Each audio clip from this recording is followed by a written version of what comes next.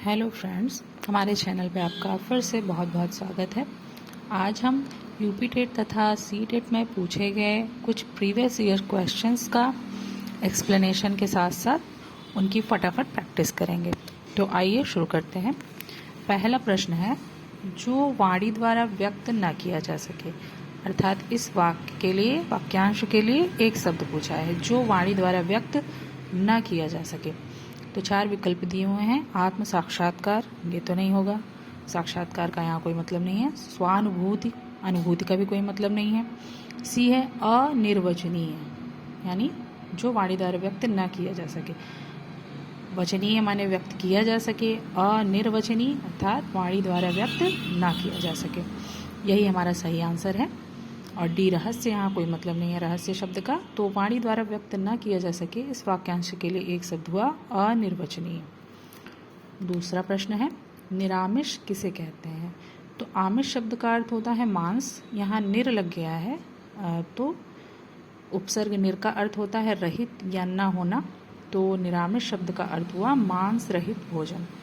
इसमें भी दिया है मोक्ष का इच्छुक, यह भी नहीं है। मृत्यु का इच्छुक, यह भी नहीं है। रात में विचरण करने वाला, रात्रिचर होता है, यह भी नहीं है। तो आंसर इज ए, मांस रहित भोजन।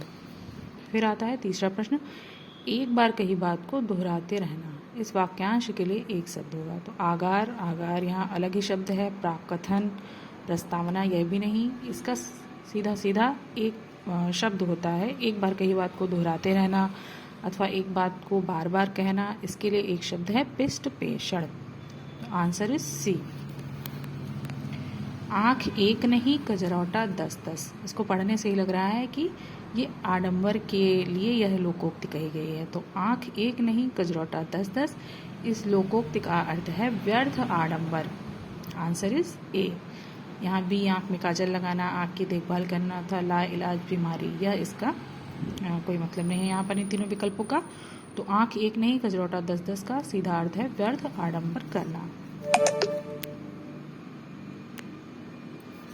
फिर देख लेते हैं क्वेश्चन नंबर 5, कृतज्ञ किसका संक्षिप्तीकरण है? तो कृतज्ञ और कृतघ्न ये दो बहुत इंपॉर्टेंट शब्द हैं जो बहुत बार पूछे गए हैं।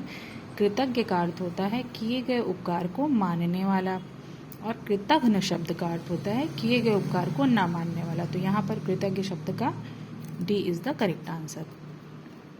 फिर यहाँ पर कौन सा महीना भाद्रपद महीने के बाद आता है? भाद्रपद अर्थात भादो, इसके बाद आने वाला महीना है आश्विन। तो आंसर इज बी। 7वां प्रश्न है, जिसका जन्म पहले हुआ हो, इसके लिए एक शब्द जो उपयुक्त हो लिखिए। तो 4 विकल्प हैं, अनुज, द्विज, अग्रज तथा सर्वज्ञ। तो अनुज माने छोटा भाई या जिसका जन्म बाद में हुआ हो। द्विज का अर्थ तो ब्राह्मण होता है। सर्वज्ञ सब कुछ जानने वाला। तो इसका सही आंसर है सी, यानी कि अग्रज। जिसका जन्म पहले हुआ हो उसे अग्रज कहते हैं। अगला प्रश्न देख लेते हैं, जिसकी मति झट सोचने वाली हो, अर्थात तुरंत सोच लेने वाली बुद्धि, इसके लिए एक शब्द होता है प्रत्युत्पन्न मति। ये सीधा सीधा शब्द है, जिसकी मति झट सोचने वाली हो या जो तुरंत ही सोच लेता हो, इसके लिए एक शब्द है प्रत्युत्पन्न मति। यहाँ पर कुशाग्र बुद्धि, जिसकी बुद्धि तेज हो, द्रुतगामी तेजी से पहुँचने वाला या तेजी से चलने वाला, दूरदर्शी बहुत दूर तक सोच लेने वाला। तो यहाँ पर जिसकी मति झट सोचने वाली हो उसके लिए एक शब्द है प्रत्युत्पन्न मति। फिर 9वां प्रश्न है, वाक्य विग्रह का अर्थ होता है। वाक्य विग्रह, यहाँ विकल्प ए है शब्दों को जोड़ना, शब्द का यहाँ कोई मतलब नहीं है। वाक्य से मतलब है वाक्य रचना करना, ये भी नहीं है। विग्रह का मतलब होता है अलग अलग तोड़ना, यानी कि सी इज द करेक्ट आंसर। वाक्य खंडों को अलग अलग करके उनका संबंध बताना, वाक्य विग्रह का यही अर्थ है। 10वां प्रश्न है, धूतों अथवा जीवों द्वारा होने वाला दुख, वाक्य के लिए एक शब्द है। धूतों अथवा जीवों द्वारा होने वाला दुख अर्थात आधि दैहिक। जीवों के पास ही देह होती है, तो आधि का मतलब होता है दुख और दैहिक का मतलब होता है देह से संबंधित, अर्थात आधि दैहिक। इसका सही आंसर है। यहाँ पे ए दिया है आधि दैविक, दैविक से इसका कोई संबंध नहीं है। आधि भौतिक, भौतिक वस्तुओं से भी संबंध नहीं है इस वाक्यांश का। आत्मघाती का मतलब तो होता है स्वयं पर आघात करना, अर्थात 10वें का सही आंसर होगा आधि दैहिक अर्थात सी। 11वां प्रश्न है, ऊंट की चोरी निहुरे निहुरे, यह भी एक लोकोक्ति है जिसका अर्थ है बड़े काम छिपकर नहीं किए जा सकते। निहुरे निहुरे अर्थात छिपकर, ऊंट की चोरी अर्थात एक बड़ा काम हो गया, तो इसका अर्थ हुआ बड़े काम छिपकर नहीं किए जा सकते। ठीक है। 12वां प्रश्न देख लेते हैं। किसी बात का गूढ़ रहस्य जानने वाला, इस वाक्य के लिए एक शब्द क्या होगा? तो किसी बात का गूढ़ रहस्य अर्थात मर्म को जानने वाला, तो यहाँ हो जाएगा सही आंसर मर्मज्ञ। विद्वान तो होता है जिसके पास अधिक ज्ञान हो, सुविज्ञ अच्छे ज्ञान वाला। निगूढ़ यहाँ कोई सही शब्द नहीं है, तो किसी बात का गूढ़ रहस्य जानने वाला मर्मज्ञ हो जाएगा। 13वां प्रश्न है। बिना पढ़ा हुआ अंश, बिना पढ़ा हुआ अपठित होता है, तो बिना पढ़ा हुआ अंश, इसका सभी लोग जानते हैं, वाक्यांश के लिए एक शब्द होगा अपठित। अपभ्रंश तो जानते हैं, जो भ्रंश से बने हुए शब्द होते हैं। अपठनीय जो पढ़ा ना जा सके, और मौलिक यहाँ पर कोई नहीं है, 13वां का अर्थ हो जाएगा अपठित।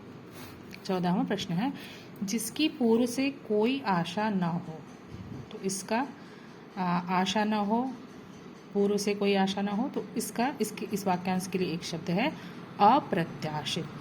प्रत्याशा तो यहाँ कोई शब्द नहीं है। अपरिमेय जो परिमेय न हो, अनाहूत जो बुलाया न गया हो, इसलिए आंसर सही होगा बी अप्रत्याशित।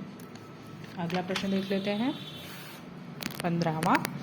यहाँ बड़ा श ध्वनि का उच्चारण स्थान पूछा है, तो बड़ा श के लिए उच्चारण स्थान होता है तालु।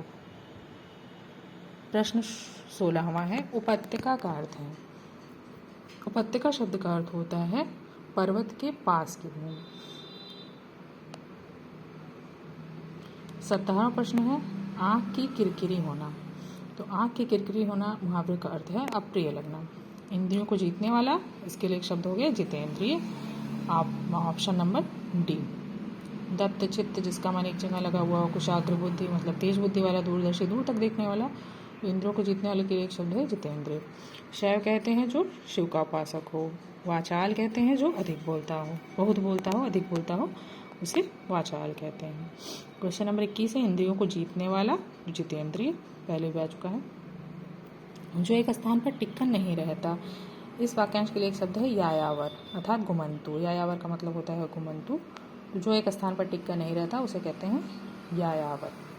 अस्थिर, जिसमें स्थिरता ना हो। अडिग, जो न डिगे। गतिशील, जो हमेशा गति में रहता है, तो यहाँ पर सही विकल्प होगा सी यायावर। Question number 23। जो अच्छे कुल में उत्पन्न हुआ हो, इस शब्द के लिए एक शब्द होता है कुलीन। अब हम देख लेते हैं क्वेश्चन नंबर 24। मोक्ष की इच्छा करने वाला, मोक्ष की इच्छा करने वाले वाक्यांश के लिए सही शब्द है मुमुक्षु। Option number C. मुमुक्षा का अर्थ हो गया मोक्ष की इच्छा। मुमूर्ष का अर्थ हो गया मृत्यु की इच्छा करने वाला। मुमूर्षा का मतलब हुआ मृत्यु की इच्छा, तो मोक्ष की इच्छा करने वाले के लिए सही शब्द है मुमुक्षु। उपकार को न मानने वाला, इस वाक्यांश के लिए एक शब्द होगा कृतघ्न। जैसा कि पहले बताया है, कृतज्ञ और कृतघ्न ये दोनों ही, तो यहाँ पर उपकार को न मानने वाला कृतघ्न। यहाँ पर बी है उपकारी, उपकार करने वाला। डी है अपकारी, यानी उपकार न करने वाला। कृतज्ञ उपकार को मानने वाला, और कृतघ्न उपकार को न मानने वाला। 26वां प्रश्न है। दो पहाड़ों के बीच खाली स्थान, दो पहाड़ों के बीच के खाली स्थान को कहते हैं घाटी। उपत्यका, पहाड़ के पास की भूमि। जमीन तो जमीन, ये सभी तो नहीं होगा, तो आंसर इज ए। नगर में रहने वाला नागर, ऑप्शन बी। बाकी विकल्प आप देख लीजिए। शहरी, नर नारी, शरणागत, तो शरण में आया हुआ, तो 27वां का आंसर है बी। घी का लड्डू टेढ़ा भला, ये मुहावरा, इसका अर्थ है घी का लड्डू अच्छा होता है, उपयोगी वस्तु हर दशा में ठीक होती है। घी बहुत महंगा होता है, लड्डू सीधा नहीं होता, ये सब नहीं होंगे। घी का लड्डू टेढ़ा भला अर्थात उपयोगी वस्तु जो होती है हर दशा में अच्छी लगती है या हर दशा में ठीक होती है, तो आंसर इज बी। 29वां प्रश्न है। अशर्फियाँ लुटें कोयलों पर मुहर, अर्थात जो उपयोगी वस्तु होती, महंगी वस्तु होती, वो लुट गई और कोयलों पर मुहर, सस्ती चीज़ को बचा रहे हैं, अर्थात इसका आंसर होगा सी। महंगी चीज़ की बजाय सस्ती चीज़ की परवाह करना। 30वां प्रश्न है। जिसका मन व ध्यान दूसरी तरफ हो, मतलब कहीं रहें और ध्यान कहीं हो, उस व्यक्ति को कहते हैं अन्य मनस्क। Option is D. अगला प्रश्न देख लेते हैं। जो पसीने से उत्पन्न हो, पसीना यानी कि स्वेद, तो स्वेदज यहाँ आंसर हो जाएगा ऑप्शन नंबर सी। अंडज अंडे से उत्पन्न हुआ, जरायुज ये तो बुढ़ापे से संबंधित है, स्वयंभू स्वयं उत्पन्न होने वाला, तो इसका आंसर हो जाएगा सी स्वेदज। क्वेश्चन 32 है, किसी वस्तु को दूसरे देश से अपने देश में क्रय कर लाने की क्रिया आयात कहलाती है। इसी तरह किसी वस्तु को दूसरे देश में ले जाने की क्रिया या बेचने की क्रिया निर्यात कहलाती है। 33वां है, जिसको व्याकरण का ज्ञान हो, इसके लिए एक शब्द है व्याकरण, ऑप्शन नंबर बी। न तो व्याकरण पंडित होगा, न व्याकरण पढ़ेता होगा, व्याकरण आचार्य, ये व्याकरण का जो आचार्य होता है उसके लिए एक शब्द है, ये व्याकरण शब्द है जिसको व्याकरण का ज्ञान हो, ऑप्शन बी। उपयुक्त वाक्यांश का चयन कीजिए। बलिदान की भावना के प्रेरक होते हैं, तो बलिदान की भावना की प्रेरणा जो होते हैं, और प्रेरणा मिलती है जब हम किसी को करते हुए देखते हैं, तो यहाँ पर सही आंसर होगा देशभक्त। तो देशभक्तों को देखकर बलिदान की भावना की प्रेरणा मिलती है, न कि समाज सुधारक, संस्कृत पुरुष, स्वामी भक्त को देखकर।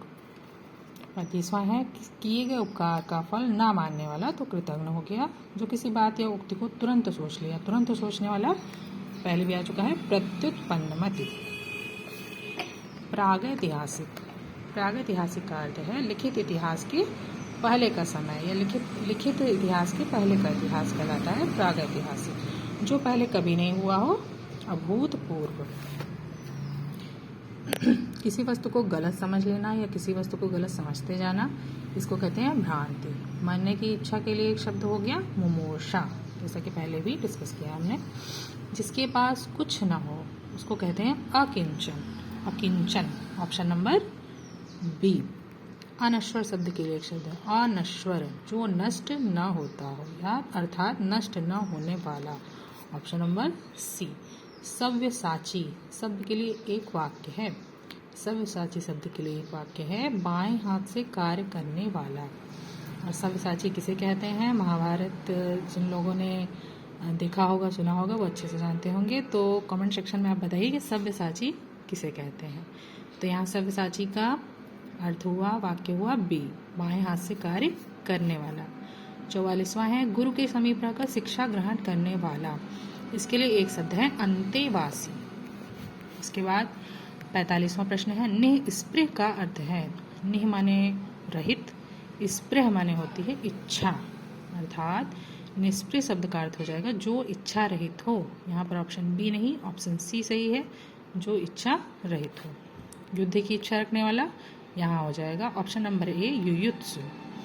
तो यहाँ इच्छा रखने से संबंधित हमने 3 प्रश्न देखे हैं, युद्ध की इच्छा रखने वाला युयुत्सु, मोक्ष की इच्छा रखने वाला मुमुक्षु, मरने की इच्छा के लिए एक शब्द मुमूर्षा।